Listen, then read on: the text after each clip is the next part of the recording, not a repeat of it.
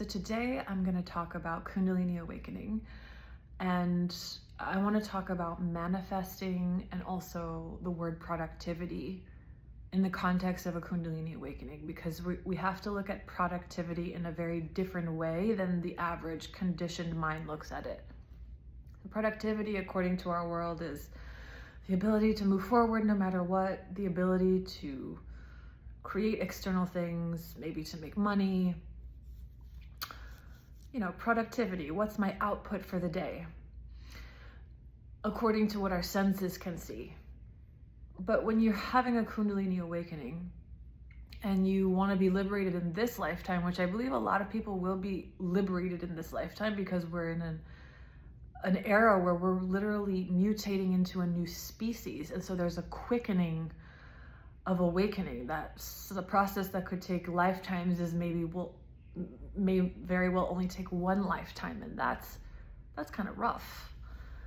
So in order to become liberated, we have to break through all the veils covering our soul, right? We have to look at our belief systems. We have to look at our emotional identities. We have to look at everything in our astral body. And so when we are in an astral cleansing phase of Kundalini awakening, we're looking at our lower desired nature. We're looking at not wanting to be in this world, the resistance of even wanting to be in this physical world, and all the beliefs that keep us out of our bodies. We're looking at, for some people, it's lust. For some people in the second chakra, it's people pleasing. And also the inability to create boundaries and say no, which is actually has very dark and heavy consequences in your health. It's looking at our fears, at our fear of death, at our desperation, at our need for validation, and everything that we attract when we're in that magnetic astral body is taking a very clear look at those things. And it can be so vivid because the lid of the subconscious mind is off. So emotions you've been suppressing your whole life all of a sudden feel like they went from 0 to 100 watts. And that's like trying to ride a wild horse where you've never ridden a horse before at all. And so nobody gave us a manual for this. This is difficult to navigate. And ultimately it sorts itself out. And so we're moving through this astral body. And for example, you could see your subconscious outpictured. Because I had really big issues, my biggest soul lesson is learning self-respect. I would wake up at 3 o'clock in the morning a lot, and I would see beings in my room that were not respecting me, right? I saw on the other side of the veil what it looks like when I don't respect myself, when I don't have boundaries, when I have low self-worth. That was extremely intense for me. That phase of the astral cleansing phase of moving through our lower desire nature and our fears and our desperation and the way we move towards instant gratification when we feel lack, and our transactional relationship consciousness, all these things get revealed to us at an accelerated rate. All these intense feelings. Sometimes the fear of death, right, can be so intense that it makes your teeth chatter. That's what I was in for a while. My teeth were literally like I was feeling like I was about to die for years. So you move through the astral cleansing phase, and then you have the heart clearing phase, which is a lot less exciting, because even though the astral cleansing phase is terrifying, at least there's movement, right? There's movement, there's chaos, there's anxiety, there's fear, there's rage. And then you move through the astral body and you get into the heart. And the heart is where we really shut down. Enlightenment, the throne of enlightenment, is the heart. It's not the crown chakra. The crown chakra opens to allow the descent of grace, to allow the process of purification so that we can live from our hearts. In order to be able to rest in your heart, you have to clear what's there. You have to clear oceanic grief. It's not even personal grief, it's oceanic grief. It's fear of aloneness. And I'm not talking about, some people say, I love being alone. I love being on my own, being alone in nature. I'm talking about an aloneness that you don't choose. Okay, this is not aloneness that you choose, and that feels awful. An aloneness that you don't choose. And that might be actually reflecting in your physical world as you're actually alone during your awakening for a lot of it. Maybe you lose everything. Maybe you lose all your friends. And because the reality of our universe is connection and unity, the experience of aloneness is excruciating, but that's one of the eyes of the needle in the heart. The eyes of the needle meaning the gate that you walk through that's really painful. The whole reason why we jump into our astral body and into these intense and complicated shadow patterns is because we are avoiding what's in the heart. So we get to the heart and there's maybe humiliation, right? Oh, everyone in my life, everyone in my family, all of my friends are moving forward and having children and doing this and that. And I feel like no matter how hard I try, no matter how hard I try to manifest and feel my emotions of the future, it's not happening. That's humiliating, right? It's humiliating to feel like time is passing and even though you have desire and you have longing for certain things to express yourself, to have connection in your life, it's not there. And it almost feels like you didn't choose it. Your soul chose it so that you could become liberated, but it feels humiliating and painful. So these are all very painful things. Aloneness, the desire to die, right? Because there's the fear of death in the astral body. That's exciting. That's a fear. And then there's like, it's called a death wish, right? It's like a feeling of, what am I doing here? Like, and actually when you move through your desire nature, you temporarily might translate that as, I have no desires to live. Like, okay, what's the point, right? You might feel a desire to leave this world. That's one of the eyes of the needle. Humiliation, aloneness, death, oceanic grief.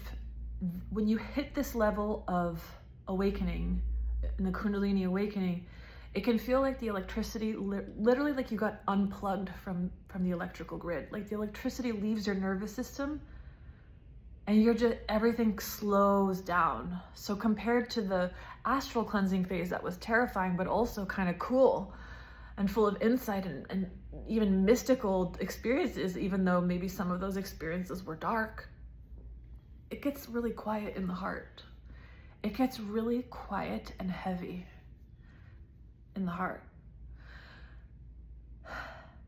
And here is where all you can do is soften, be tender, cherish yourself, take care of yourself like you've never taken care of yourself before. Be so deliberate about what you consume, about what you listen to, about sounds, about foods, about how you touch yourself, how you brush your hair. But it's all about cherishing and softening into this oceanic grief, which eventually subsides and becomes a wave. And then, like every wave, right, it eventually recedes and then the sun comes through. And I just want to remind you that so many prominent spiritual figures, the Buddha, Saint John of the Cross, Moses spent 2/3 of his life in complete darkness before he revealed the wisdom that he revealed. The Buddha sat through all of his inner turmoil, right? On the outside, maybe it looks like he's doing nothing, but he's so profoundly and one-pointedly moving through these levels that are covering his felt experience of union with the divine. Stayed with it so intently that it broke through and he gave us the wisdom that he gave us. So what is productivity? On a soul level, productivity is moving through the layers, the sheaths that are covering my felt sense of union with the divine, my lack of worthiness, lust, people-pleasing, needing validation, wanting to feel powerful, wanting status, my fears, all the fears that trigger a sense of unworthiness, fears of running out of time, fears of aging, right? Opening your heart to all of that and moving through those layers is progress. And because the attention is on that inner movement, sometimes there's not a lot of energy for the outer movements. It varies from person to person, but somebody that's having a very intense, one-pointed experience, they're not going to have much energy to manifest. But the thing is, when you break through this and you become liberated, of course, now you're co-creating with love. You can, no matter how awakened a person is, a person who focuses on what they want with a feeling of certainty and not giving up and insisting that it be, and staying with the vision and feeling, there's different ways to manifest. There's choosing something and deciding that it's going to happen and staying with it. And there's feeling the emotional signature of what you want. Yes, all of that works no matter who you are. But the thing is, when you're having a Kundalini awakening, it becomes very difficult to focus on joy when you're in the oceanic grief of the heart, because you're not supposed to feel joy. You might feel the joy of the soul, knowing that this is all good and all is well, and this is a sacred experience. When you're really at one with anything, it feels like a sacred experience. But I'm not going to be waving my wand, being feeling the emotions of my future that I desire. No, I don't desire anything but to be right here where I am. This is where I am in this ocean of grief. And I know that this is the eye of the needle that I have to walk through. So can be a difficulty of why is it so hard to manifest? There's no blockage. Although, of course, when we clean the astral body, we are naturally cleansing all the blockages that would come up in manifestation, so that when you finally feel this felt sense of union with God, now manifesting it just feels obvious. It doesn't feel like something you have to do. It just happens. It's just of course you're unlimited. Of course, if something is genuinely coming up for you as a desire, it's inevitable. By the time you realize you want something, you know that it's already happening. It's already happening. The realization of it is the first manifestation, so you just allow it to unfold. And if you're the kind of person that wants to experience putting a goal, I want to create, I don't know, a world-renowned company, a worldwide, an internationally recognized, healing company. Okay, set that goal, and you just feel that it's inevitable because it actually came out of the oneness. It came out of love. And so what you create from there brings more order and more harmony to the world. What you create when you're feeling lack, it might look like it's helping people on the outside, but if the seed level of a creation is lack, ultimately it's creating chaos. Ultimately it's creating chaos. And the person who created it will experience some form of chaos trying to maintain it. Whether it's a health problem, whether it's relationship chaos. But when you create something from a sense of wholeness, it just feels like synergy. It just feels like synergy, and a playful synergy. It doesn't feel like effort. So I wanted to remind you about these stages, right? That so many mystics throughout time spent. If you were to look at them from the outside, you would say, oh my God, they're crazy. They're schizophrenic. They're depressed. They're blah, blah, blah. I don't know. They're not manifesting. They don't know about creation. But that's a misunderstanding. If you're going to go straight to the heart, the path that's directly to the heart is not for the faint of heart. It's not for the faint of heart. You're going to go through the hell realms of the astral world. You're going to go through the ocean of grief. And temporarily, that's not going to look good to the conditioned mind and to society. So So we have to open our hearts to what progress really means, which is that I'm on my soul's path to liberation. Wherever I am right now, that's perfect. And when it comes to manifesting, even when you're in these phases, you still can, right? Everyone's in a different situation, right? In my life, for some reason, as soon as I had a Kundalini Awakening, everything was taken care of. Like all of a sudden, I didn't have to work anymore for a while. I have a healing practice now, but I used to be a lawyer, and all of a sudden I had to move to another country with my former husband. I had to spend a lot of time abroad. I no longer needed to practice law. My soul carved out time for this direct path. Different people have different kinds of intensities of a Kundalini Awakening. Maybe you do have energy to manifest. Then maybe this video isn't for you. But for the people who felt like they were pretty much dysfunctional in the physical world, you know, having psychic awareness of your past lives or past deaths, you know, for every night for a few years, I was visited by the Pleiadians. And I'm going to start channeling the Pleiadians for you. They have a lot of messages about 2026, but I never asked for that.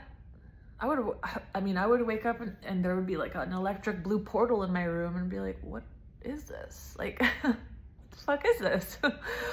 Why is there some feminine light being like trying to put vibrations into my crown chakra? Like, what's going on here? You know, this is really disorienting. I would walk around, I was living in Peru, and I would literally look at a person's eyes and I would instantaneously feel myself from their perspective, like I was in their body, like I was having bizarre mystical experiences. I could not have possibly been expected to continue my life as an attorney at that point. So it all worked out. It always works out. But I wanted to make this message for people kind of judging themselves for not being productive and not manifesting. You are manifesting. You're manifesting the most important thing that you can manifest, which is the liberation of your soul. Who cares what it looks like on the outside for now? I know it can be painful. I know it can be deeply painful, but those pains are the eyes of the needle that open the heart permanently. The humiliation, the sadness, the grief, the self-hatred, the judgment, right? All of these are things just to soften into and to accept and to allow to crack open. So I hope this was helpful, and I hope you have a beautiful day.